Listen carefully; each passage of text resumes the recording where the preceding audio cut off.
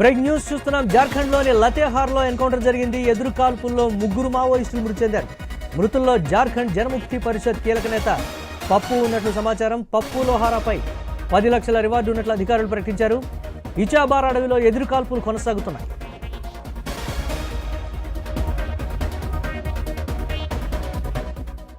ఇక దీనిపై మరిన్ని అప్డేట్స్ మా కరెస్పాండెంట్ నవీన్ అందిస్తారు. ఎస్ నవీన్.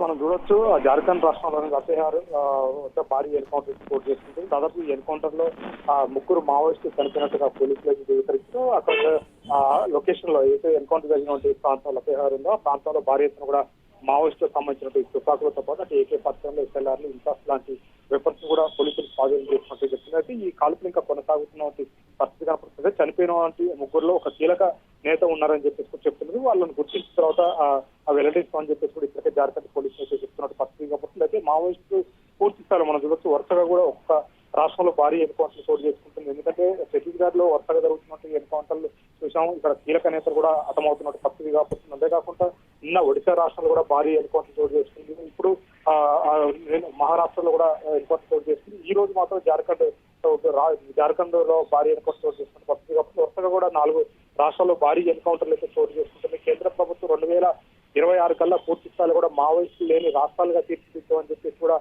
ఒక వాగ్దానం చేసిన పరిస్థితి కాబట్టి ఆ దిశగానే ఈ ఎన్కౌంటర్లు అయితే కొనసాగుతుంది. మావోయిస్టులు ఎట్టి పరిస్థితుల్లో లొంగిపోతే తప్ప వాళ్ళ ప్రాణాలు కాపాడుకోవడం అది తప్ప వేరే శరణ్యం లేదు. ఖచ్చితంగా తుపాకులతో ఇంకా అడవుల తిరిగితే మాత్రం ఖచ్చితంగా ఎన్కౌంటర్ చేస్తామని చెప్తున్నారు. వాళ్ళు ఎంతటి వాళ్ళైనా సరే లొంగిపోతే మాత్రం వాళ్ళ జనజీవన స్థానంలో కలవడానికి కానీ వాళ్ళకి కావాల్సినటువంటి ప్రభుత్వానికి రావాల్సినటువంటి ఏదైతే పునరావాసం ఉందో అవన్నీ కల్పిస్తాం. కానీ ఎట్టి పరిస్థితుల్లో లొంగిపోకుండా అడవుల్లో మాత్రం తిరిగితే ఖచ్చితంగా ఎన్కౌంటర్లు చేస్తామని చెప్పేసి చెప్తున్నట్టు పరిస్థితి కాబట్టి ఒక పక్క భారీ ఎన్కౌంటర్లు మరో పక్క లొంగుబాటు కూడా జరుగుతున్న పరిస్థితి మనం చూడవచ్చు. ఈ రోజు జార్ఖండ్ లో జరుగుతున్నటువంటి ఎన్కౌంటర్ లో దాదాపు కీలక నేతలు ఉన్నారని చెప్పేసి కూడా పోలీసులు భావిస్తున్నారు. ప్రస్తుతానికి చనిపోయినటువంటి ఆ ముగ్గురు మావోయిస్టులు డెడ్ బాడీస్ కావాలని చెప్తున్నారు. దాంట్లో ఒక కీలక మావోయిస్టు ఉన్నాడని చెప్పేసి వాళ్ళని గుర్తించాల్సిన అవకాశం ఉంది. గుర్తించిన తర్వాత ఎవరు చనిపోయారు ఏంటనేది కూడా చెప్తామని కూడా చెప్తున్నారు. ఇప్పటికే ఆ ఆపరేషన్ ఇంకా కొనసాగుతున్న నేపథ్యంలో భారీ ఎత్తున కూడా అక్కడ కాల్పులు అయితే కొనసాగుతున్నాయి. ఇంకా మృతుల సంఖ్య పెరిగే అవకాశం ఉంటుందని చెప్పేసి కూడా జార్ఖండ్ పోలీసులు భావిస్తున్న పరిస్థితి మనం చూడవచ్చు. ఇక్కడ జార్ఖండ్ పోలీసులతో పాటు కేంద్ర బలగాలు కూడా భారీ ఎత్తున ప్రాంతాన్ని అయితే చుట్టుముట్టిన పరిస్థితి కాబట్టి అయితే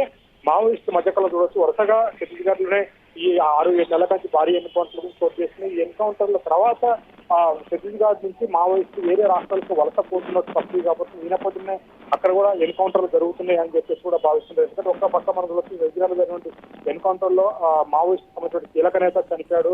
కీలక నేత చనిపోయిన తర్వాత వరుసగా కూడా మనం చూసుకుంటే ఒడిశా మహారాష్ట్రతో పాటు ఇప్పుడు జార్ఖండ్ లో కూడా జరుగుతున్నట్టు ఎన్కౌంటర్ చెప్పేసి వరుసగా రాష్ట్రంలో భారీ ఎన్కౌంటర్ చోటు చేస్తున్న ఎన్కౌంటర్ లో కీలక నేతలే హతమవుతున్నట్టు పరిస్థితి కనపడుతుంది. ఏ విధంగా మావోయిస్టు భారీ ఎదురు చెప్పని చెప్పుకోవచ్చు.